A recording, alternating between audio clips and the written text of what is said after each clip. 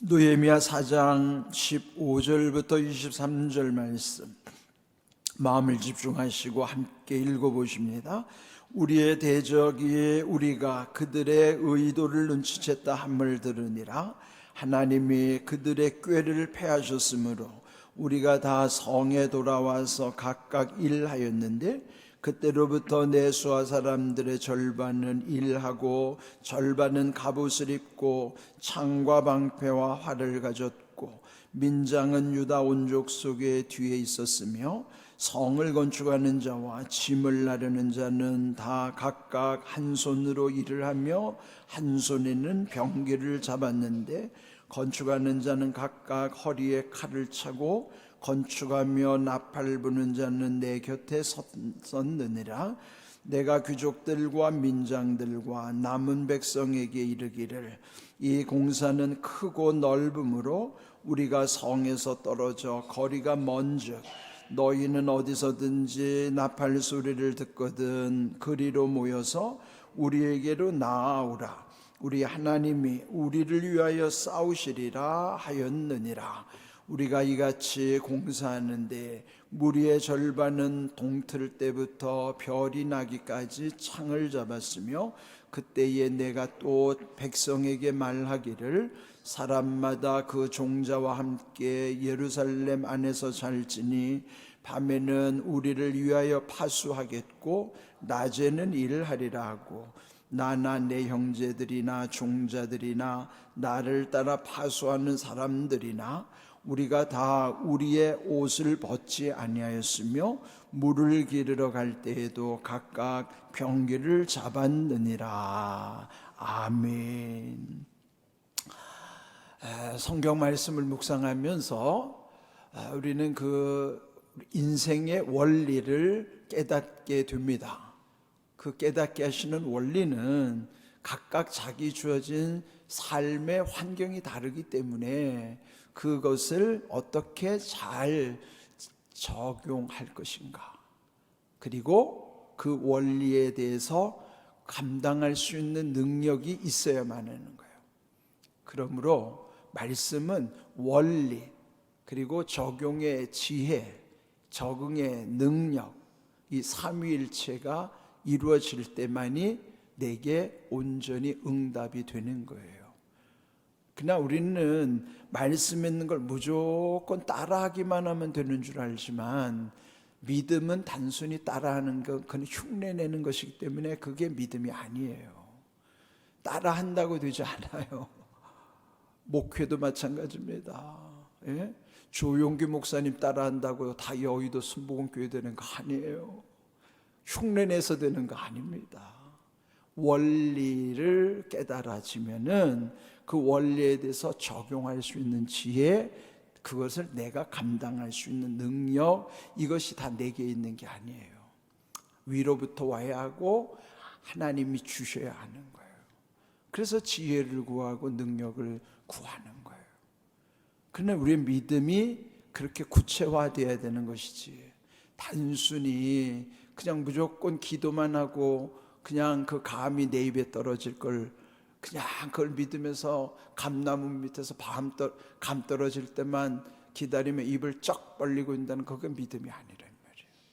믿음이라는 것은 말씀의 원리에 대한 깨달음, 그리고 그것에 대한 적용의 지혜, 그걸 감당할 수 있는 능력, 그 적응의 능력, 그 삼위일체에 대해서 하나님께 구하면서 순종할 때에 그 말씀이 어떻게 내게 이루어지게 하시는가를, 우리가 그거를 경험하는 것이 중요한 거예요.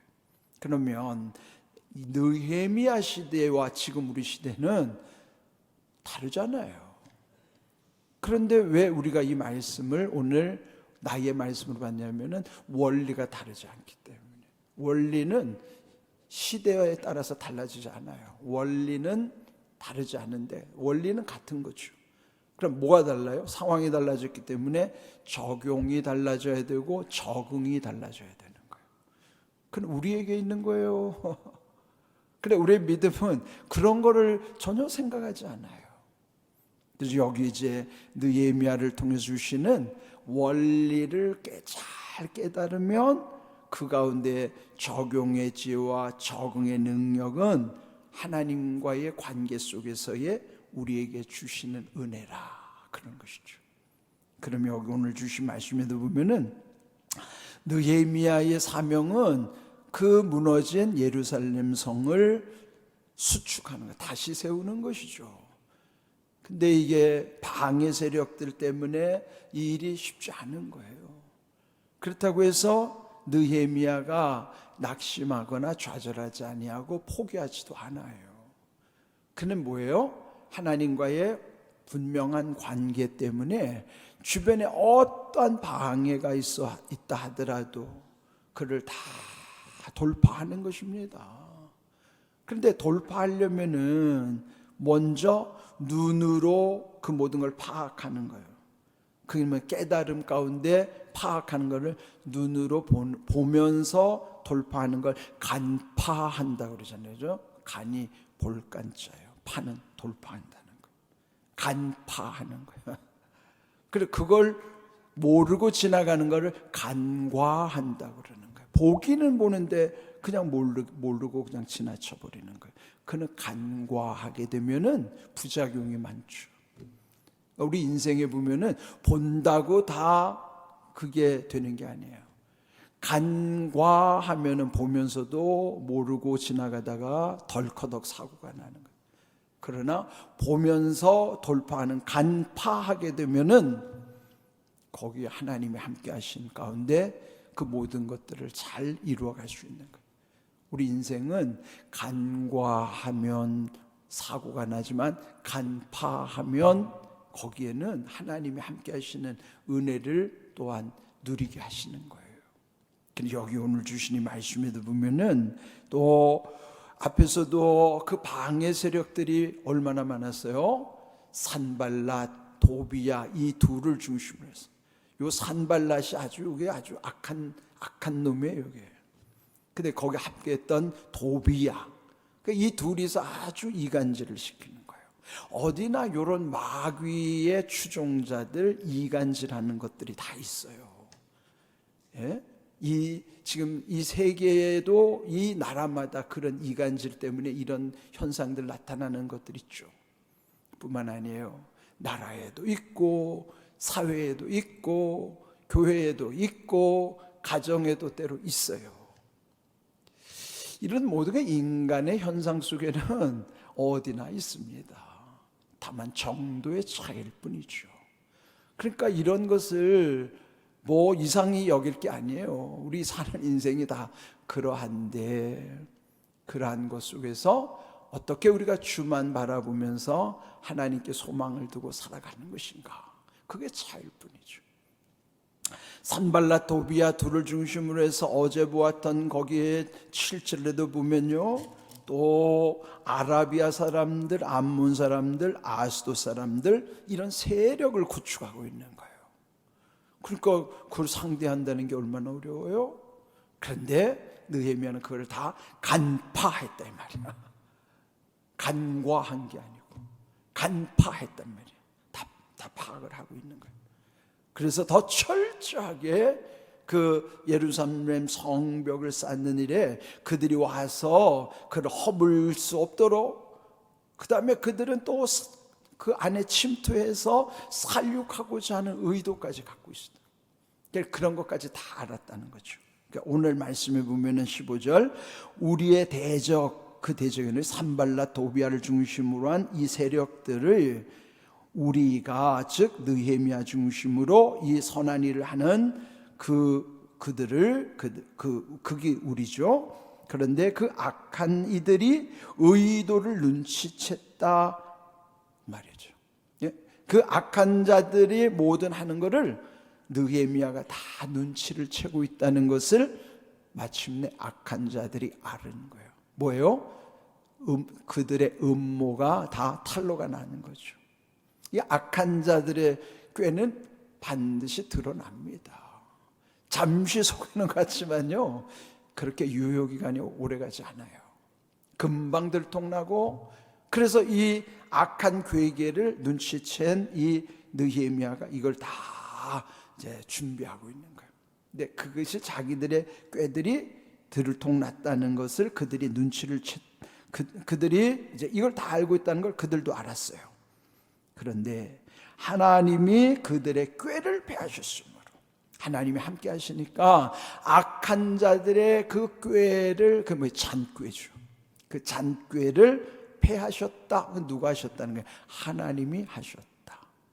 오늘 제목도 하나님이 싸우시리라는 거, 하나님이 하신다. 하나님이 하시는 것을 오늘 우리도 믿어야 돼요.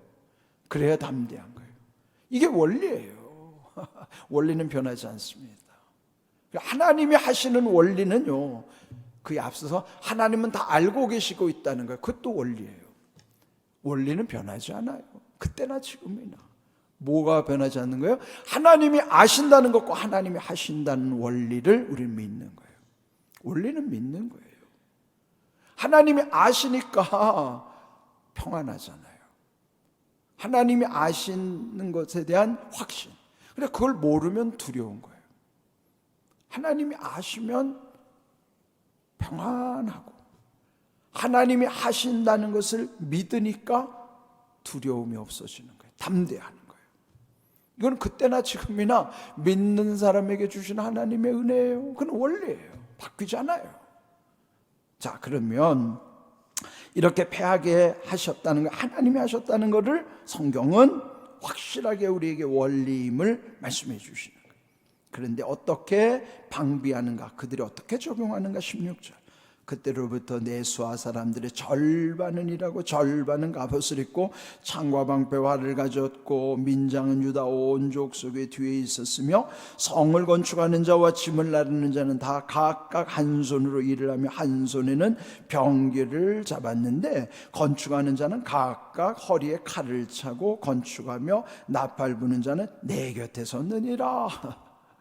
그동안에 계속 성을 건축하는 과정에 있는데 중간에 와서 그걸 누가 허물어뜨릴까를, 그게 대해서 대비하는 거예요. 그러려면 어떻게 해요? 지키는 사람이 있어야죠. 그동안 함께 일했지만은 함께 일하는 사람 중에 일부는 이제는 각각 무기를 들고 또 그 일을 지키도록 하는 거예요. 거기에 방비하는 거를 여기 이제 16절, 그때로부터 그 모든 계획을 안 다음부터는 그 절반은 일하고 절반은 갑옷을 입고서 계속 지키고 있는 거예요.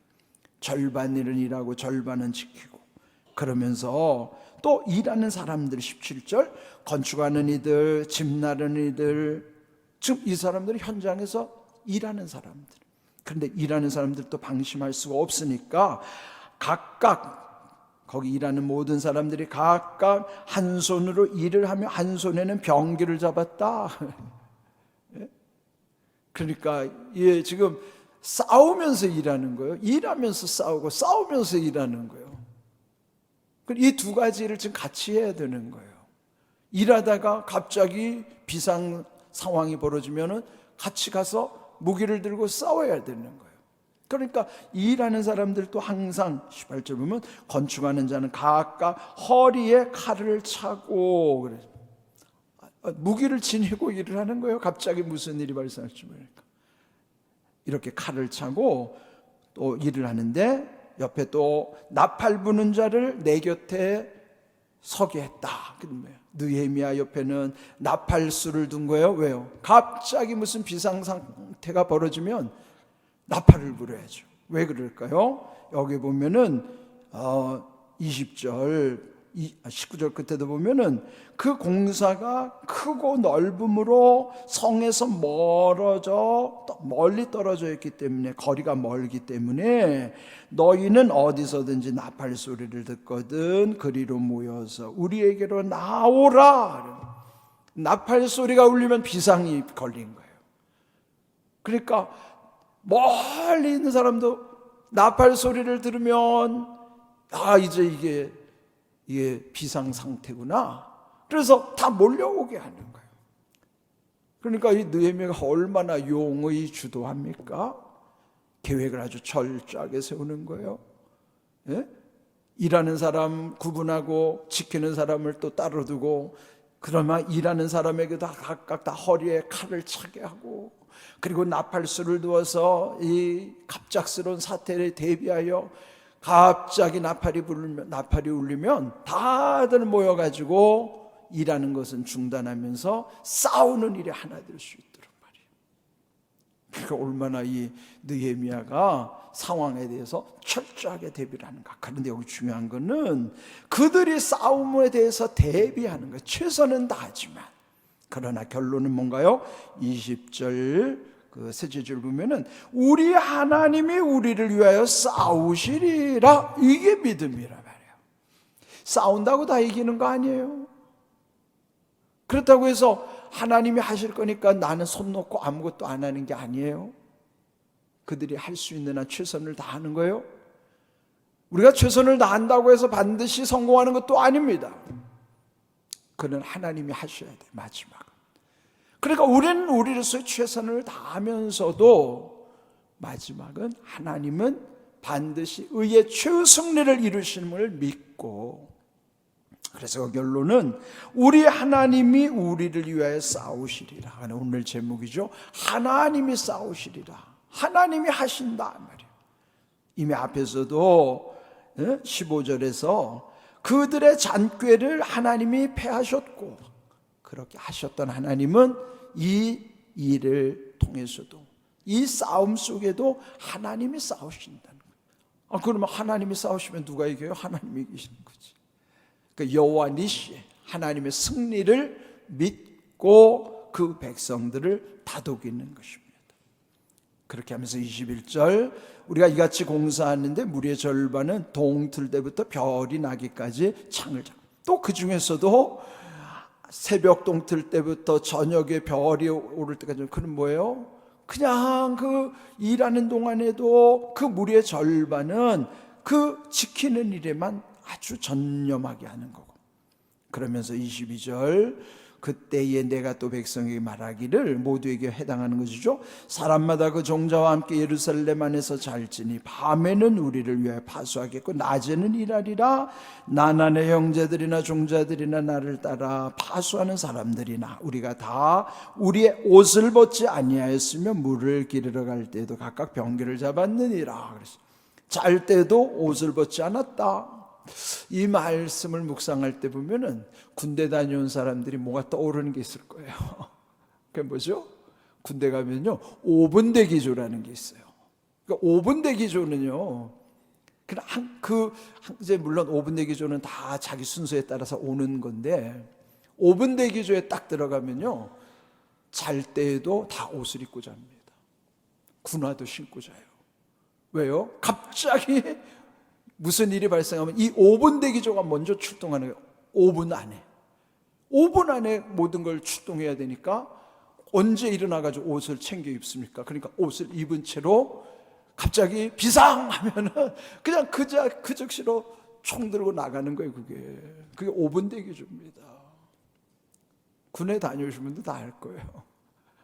그런 것이 떠올리는 거예요. 그러니까 이런 비상 상황 속에서 일하게 하는 거예요. 이것이 우리 성도들에게 무슨 의미가 있을까요? 그래, 이게 적용의 지혜가 필요한 거예요. 우리 모든 배후에는요 이게 영적인 싸움이에요. 영적인 싸움의 목표가 있어요. 그게 뭐냐면 로마서 12장 21절, 악에게 지지 말고 선으로 악을 이기라는 거예요. 똑같은 방식으로 되는 것이 아니라 악에게 지지 말고 선으로 악을 이기려면 어떻게 할까요?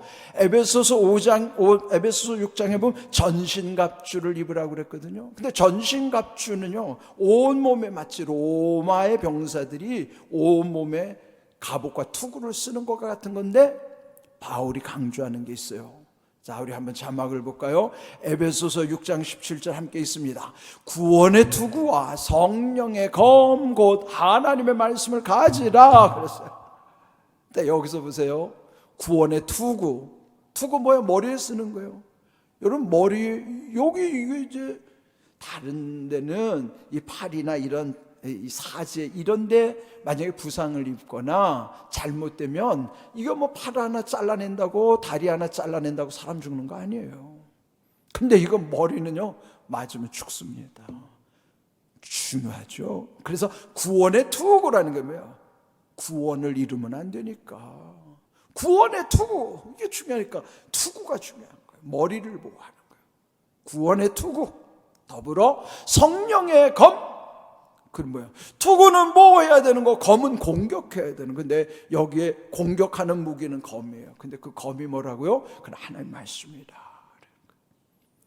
구원을 잃으면 안 되니까 구원의 투구를 쓰고, 그 다음 중요한 거는 검이 필요한데, 그는 뭐예요? 여기 지금 칼을 차고 일한다고 그러잖아요. 칼을 차고 일하는 거, 칼의 영적인 의미로 뭐냐면 그게 말씀이라 이 말이에요. 말씀 놓치면 지는 거예요. 예수님도 시험 당하실 때 다 말씀으로 이기신 것처럼 말씀이 성령의 검이니까, 그래서 말씀이 여러분 중요한 거예요. 구원의 투구와 말씀의 검을 항상 준비해야 되는 거예요. 그럼 구원의 투구 말씀의 검이라고 하는 것을 그 다음 18절 함께 읽어보면, 모든 기도와 간구를 하되 항상 성령 안에서 기도하고 이를 위하여 깨어 구하기를 항상 힘쓰며 여러 성도를 위하여 구하라. 말씀 다음에 그 다음에 강조하는 게 뭐예요? 기도예요. 왜요? 기도는 순종하는 사람만이 기도할 수 있고, 기도를 통해서 하나님의 지혜와 능력이 임하는 거예요. 응답이 거기서부터 오는 거예요. 지혜에 대한 응답, 능력에 대한 응답, 그 기도 가운데니까. 말씀 붙잡고 기도로 이 기도로 가시기 위해서 그는 그래서 성령 안에 살아야 된다. 하나님의 영으로 충만할 때. 그래서 오늘 이 주신 말씀이 하나님이 하시지만은 하나님이 싸우시리라. 하나님이 싸우시는 방법이 뭔가? 악한 사람들과 똑같은 방식으로 하라는 게 아니라, 악에게 지지 말고 선으로 악을 이기려면은 말씀의 검과 기도의 응답, 하나님이 하시는 방법, 성령 안에서 그렇게 하신다는 걸 기억하십시오. 구원의 투구와 성령의 검, 이것이 오늘 우리 성도들이 영적 싸움에서 이기게 하시는 하나님의 지혜와 하나님의 능력이라는 사실을 기억하십시오. 이렇게 귀한 은혜 가운데 하나님이 오늘 우리와 함께 하심을 믿고, 우리 늘 싸움에, 우리도 지금 싸움 중에 있어요. 그게 다 뭐냐면 여러분의 삶이 다 영적 싸움이에요. 이 영적 싸움에 예외가 없습니다. 그러려면 반드시 하나님의 말씀과 기도로 거룩함의 능력으로만이 이길 수 있다는 사실을 기억하시고, 말씀대로 이루시는 은혜 가운데 이런 모든 하나님의 지혜와 능력을 힘입기를 주님의 이름으로 축복합니다. 아멘.